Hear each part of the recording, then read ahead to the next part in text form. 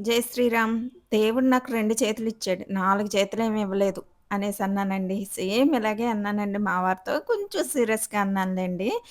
ఏంటండి ఇలా అవ్వదు అస్సలు తోయనివ్వరండి. గుడికెళ్దాము అంటాం పాపమండి. ఇంక తొందరగా అయిపోవాలి. ఇంక తెల్లారగట్ల లేచిపోవాలి. పనులన్నీ చకచకా చేసేసుకోవాలి.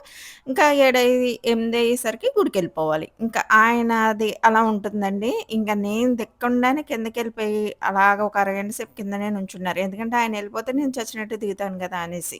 ఇంక నాకైతే 4 రోజుల నుంచి ఒళ్ళంతా ఊనమైపోయిందండి. ఇంటి క్లీనింగులు చేసుకుంటున్నాను. ఒకేపు నుంచి బిజినెస్ చూసుకుంటున్నాను. అలాగే ఇంట్లో వంట ఇయన్నీ చేసుకొని అసలు 4 రోజుల నుంచి అంటే రెస్ట్ లేదు. చాలా లేదండి. ఒక ఓపిక కూడా లేదు. ఇంకా గురు పౌర్ణమి కదా! ఈరోజు దేవుడిని కూడా క్లీన్ చేద్దామని దేవుడి మందిరం అంతా శుభ్రం చేసుకొని దీపం పెట్టేసరికి లేట్ అవుతుంది గదండీ మరి.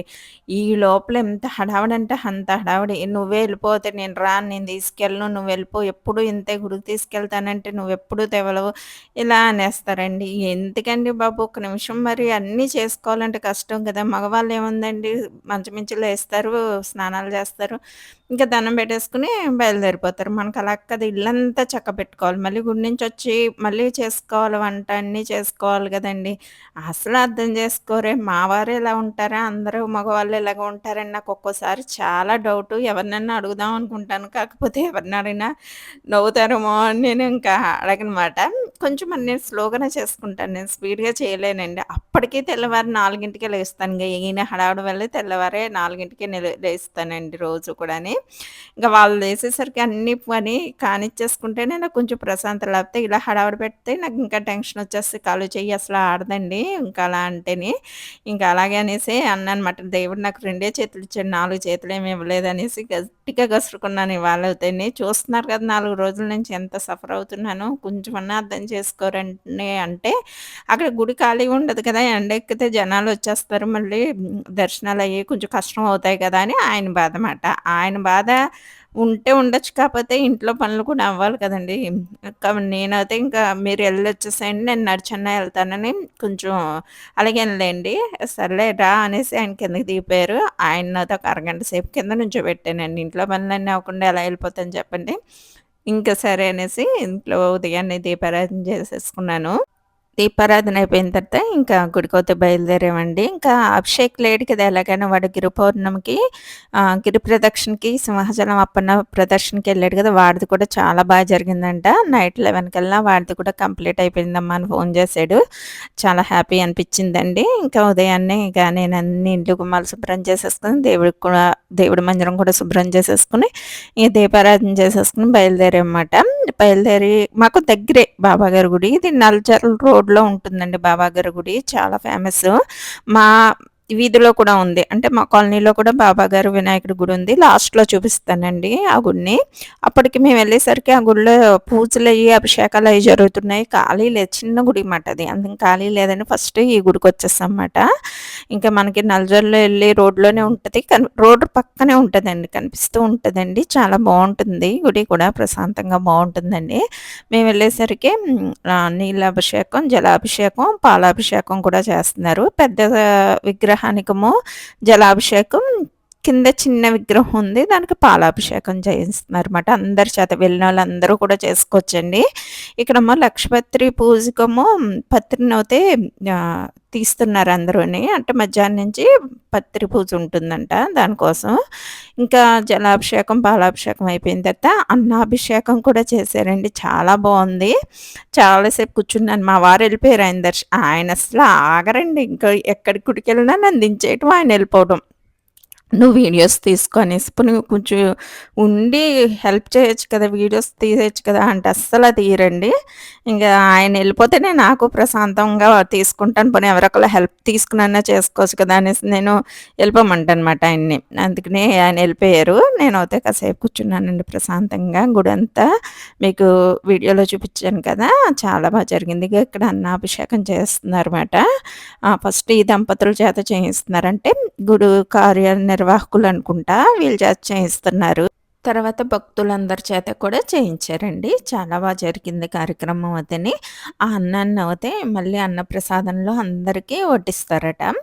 అలాగే బాబాగారు పవళింపు సేప ఉయ్యాల, అలాగే ఇక్కడ సీతారాముల విగ్రహాలు కూడా ఉన్నాయండి. చాలా బావున్నాయి. నన్ను ఈ వరకు బాబాగారు గుడికెళ్ళిన వీడియో పెడితే చాలామంది నన్ను ప్రశ్న అడిగారండి.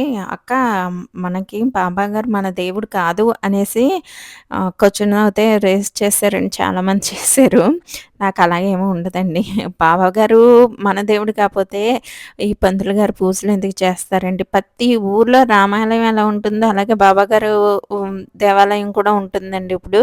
నాకు చిన్నప్పటి నుంచి కూడా బాబాగారంటే ఇష్టం. పెళ్లి కాక నుంచి కూడా నాకు బాబాగారంటే ఇష్టం. ప్రతి లక్షవారం అభిషేకాలు కూడా చేయించుకునేవారు. మా ఊర్లో కూడా మా ఇంటి ముందే బాబాగారు గుడి ఉంది కదా! మీకు చాలా సార్లు చూపిచ్చాను. రామాలయం, బాబాగారి గుడి, వినాయకుడి గుడి ఉందండి. ప్రతి వారం వెళ్లి అభిషేకాలు చేయించుకునేవాళ్ళం. అది కూడా మా తాతయ్య గారు వాళ్ళే ఆహ్, దగ్గరుండి కట్టించారన్నమాట. అందరూ విరాళాలేసుకుంటే మా తాతయ్య గారు చూసేవారన్నమాట. అందుకని మాకు ఆ గుడి కూడా చాలా ఇష్టం. అందుకనే లక్షవారం వెళ్ళేవాళ్ళం. హారతి పాటలు కూడా పాడేవాళ్ళమండి. అందుకని బాబాగారంటే నాకు ఇష్టమేనండి. నాకు ఈ దేవుడు, ఆ దేవుడు అని ఏం కాదండి.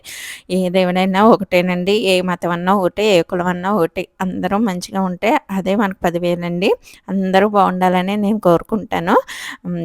చాలామంది ప్రశ్నకైతే సమాధానం దొరికిందనే అనుకుంటానండి. మన దేవుడనే అనుకోకూడదండి. ఆయన అన్ని అవతారాలని చెప్పారు కదా! ముందుగా ఆయన గురువు కింద చూడాలి. మనకు గురువు గారి కిందే వచ్చారాయన ఇక్కడికి. అలాగే మంచి మంచిగానే అందరికీ నేర్పి వెళ్ళారన్నమాట. అంతా ఒకటే అని చెప్పేసి. ఇంకా బాబాగారి దర్శనం అయితే చాలా జరిగింది. అక్కడి నుంచి ఒక 2 అడుగులేసామంటే ఇంకా మనకి శివాలయం వస్తుందండి. తాడేపల్లిగూడెంలో శివాలయం చాలా బావుంటది. ఇది చాలా పురాతనమైన గుడండి. ఈ రావి చెట్టు కింద లింగాలుంటాయి ఇలాగ. మొత్తం ఈ గుడి అంతా లింగాలేనండి. శివలింగాలే ఉంటాయి మొత్తం. శివరాత్రి వచ్చిన అలాగే కార్తీక మాసంలో కూడా ఇంకా మొత్తం అందరూ ఇక్కడికొచ్చి దీపారాధనలయి చేసుకుంటారన్నమాట. శివ దర్శనం చేసుకుంటాం. మేము కూడా శివాలయానికంటే ఇక్కడికే వస్తామండి. చాలా బావుంటాయి. మా బాబుకి జాతకరీత్యా పూజలు కూడా ఇక్కడే చేయించామండి. అంటే ఇంకప్పటినుంచి ఇంకా శివుడి గుడికెళ్ళాలంటే ఈ శివాలయానికొస్తాం. అంటే తాడేపల్లిగూడెంలో చాలా శివాలయాలున్నాయి. ఇది అలవాటయిపోయిందన్నమాట. పంతులు గారు కూడా పరిచయం అయిపోయారు. ఇంకిక్కడే మాకు దగ్గర గూడానండి ఇది. మనకి నల్జర్ల ఎళ్ళే రోడ్లోనే బాబాగారి గుడి పక్కనే శివాలయం ఉంటుంది. ఇంకా డీమార్ట్ ఈ శివాలయం దాటగానే డీమార్ట్ అప్పుడు అది దాటగానే పెద్ద తాడేపల్లి ఇలా వస్తుందండి. మీరెప్పుడన్నా ఇలా ఎళ్ళాలంటే ఎళ్ళినప్పుడు తప్పకుండా దిగి మాత్రం దర్శనం చేసుకొని వెళ్ళండి. చాలా బావుంటుంది. శివలింగాలయితే చాలా ఉంటాయండి. సహస్రలింగాలని అంటారండి. నాకు సరిగ్గా తెలియలేదు. నేను అడగలేదన్నమాట. ఇంకా లోపలికొచ్చాక అమ్మవారు రాజరాజేశ్వరి దేవి ఉంటారు. ఆవిడకి కూడా నమస్కారం చేసేసుకొని, ఇంకా కాలభైరవుడు ఉంటారండి ధ్వజస్తంభం దగ్గర. ఆయనకి కూడా నమస్కరించి నవగ్రహాలు కూడా ఉంటాయి. నవగ్రహాలు ఉండటం వలన ఇక్కడ అందరూ జాతక రీత్యా దోషాలుంటే పూజలు చేయించుకుంటారు అందరూ. ఇక్కడ పంతులు గారు పూజలు చేయిస్తున్నారు. అలాగే అమ్మవారికి, దుర్గమ్మవారికి నవదుర్గలు ఉంటారండి ఇక్కడ అమ్మవార్లు. చాలా బావుంటుంది గుడి. చాలా పురాతనమైన గుడి కాబట్టి చాలా బావుంటుందండి. ఈ నవగ్రహాలండి. నాకు కొంచెం డౌట్ మాట. నవగ్రహాల దగ్గరికి ఎళ్ళాలా? మానాలా? అని తెలీదు. కానీ అన్నీ ఇంక దేవుడి దయ అని జెప్పేసి ఇంక ప్రదక్షిణలవుతే చేసేసుకుని దండం పెట్టేసుకున్నాను. ఇంకా అలాగే ఇక్కడే ఈ గుడిలోనే కొంచెం అన్ని దేవతలను కూడా కవర్ చేయొచ్చు. ఆంజనేయ స్వామి ఉంటారండి. అలాగే బాబాగారు ఉంటారు. ఇంకా శివయ్య అండి. శివయ్య గర్భగుడిలో కూడా లింగాలుంటాయి. చుట్టూరు లింగాలుంటాయండి. స్వామిని చూసి అందరూ దర్శనం చేసుకోండి. ఈ అమ్మవారు నవదుర్గ అమ్మవారండి. ఇక్కడ కూడా పూజలు జరుగుతున్నాయి. అంటే జాకెట్టు పెట్టుకుంటారు కదా! పౌర్ణమి కదండీ! ఈ రోజున అమ్మవారికి కూడా విశేషమైన పూజలు జరుగుతాయన్నమాట. అయి చేసుకుంటున్నారండి. ఇక్కడ కూడా దర్శనం చేసేసుకున్నాను. దర్శనం చేసుకొని బయటకొచ్చేసానండి. ఇంకా రోడ్డు పక్కనే ఉంటది. అసలు మీరేమి కన్‌ఫ్యూజ్ అవ్వక్కర్లేదు. బావుంటుందండి గుడి. ఒక్కసారి రండి. ఇంకా ఇంటికి బయలుదేరామన్నమాట. ఇంకా ఎళ్ళిపోయారు గదా! మా వారు. మళ్ళీ ఫోను జేస్తే వచ్చారన్నమాట. వచ్చి మళ్ళీ మా కాలనీలో ఉన్న బాబాగారి గుడి. అంటే వినాయకుడి గుడి, సుబ్రహ్మణ్య స్వామి, బాబాగారు ఉంటారండి. ఇంకా అక్కడ కూడా ఒకసారి ఆప్ జేయమంటే, "ఇంకెన్ని తిరుగుతావు" అన్నారు. సరే మీరెళ్ళిపోండి. నేను చూసుకొని నేనెళ్ళిపోతాను దగ్గరే గదా! అన్నాను. రావి చెట్టు దగ్గర అమ్మవారుంటారు. అమ్మవారికి ముందుగా నమస్కారం చేసేసుకొని లోపలికెళ్ళాక ఇంక జనం ఎక్కువగా ఉన్నారని లోపలేమి తీయలేదు. బాబాగారు ఇక్కడ చిన్న విగ్రహం ఉంటారు. ఇక్కడ కూడా పంచామృతంతో అభిషేకం చేయించారండి. ఇక్కడైతే భోజనాలు అక్కడ కూడా భోజనాలున్నాయి. ఇక్కడ కూడా భోజనాలు ఇంకా రెడీ చేస్తున్నారన్నమాట. వంటలు రెడీ చేస్తున్నారు. ఇంకా అయి చూసుకొని నేను మెల్లిగా ఇంటికి బయలుదేరిపోయాను. ఇంతకీ మీ మగవాళ్ళు కూడా ఇంతేనా లేదా